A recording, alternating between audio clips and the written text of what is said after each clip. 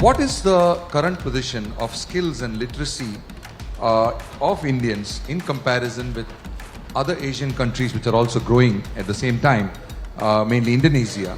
Can India actually provide manufacturing jobs? Can it become a manufacturing destination? You're doing better than Bangladesh, you're doing better than Pakistan. You're not doing as well as China, Indonesia. You have to make sure that you invest more on education. Phase out energy subsidies.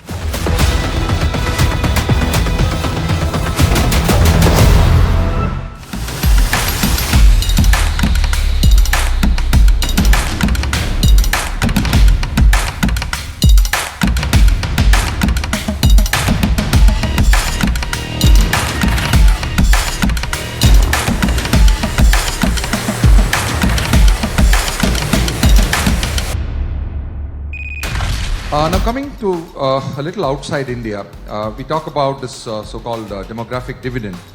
What is the current position of skills and literacy of Indians in comparison with other Asian countries which are also growing at the same time, mainly Indonesia? Can India actually provide manufacturing jobs? Can it become a manufacturing destination? Or are competitors in the emerging Asian populations, are they of better quality? What do you think, sir? Yeah, when I look at your literacy figures, you are doing it, looking at Asia, let's maintain the Asia focus, you're doing better than Bangladesh, you're doing better than Pakistan. You're not doing as well as China, Indonesia, Malaysia, the Philippines, right? And so, again, this is a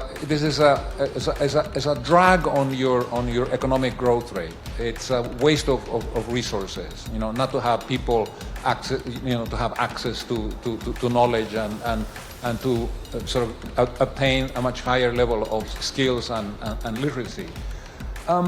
This is what public policy is supposed to be about, right? I mean, has to be a priority of your government. You have to make sure that you invest more on education. Phase out energy subsidies. The last time I looked at the numbers, which I admit was several years ago, India was subsidizing energy consumption, to the tune of several $1 billion per year.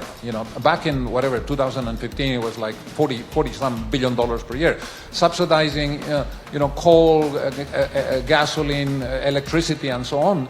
And this is very bad public policy. First of all, it accelerates climate change, so it makes a problem that is already critical much worse than would otherwise be.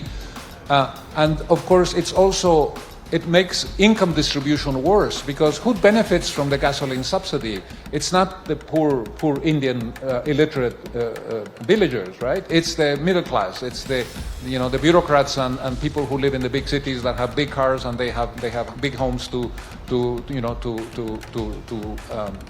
sort of warm up in the winter and so on, right? So your government needs to be much more proactive in terms of establishing spending priorities and focusing more resources on those items of expenditure which are going to boost productivity and improve competitiveness. What are those? Education, infrastructure, public health. Those are the areas that are going to give you more return for your investment. And education has to be very much at the center of that.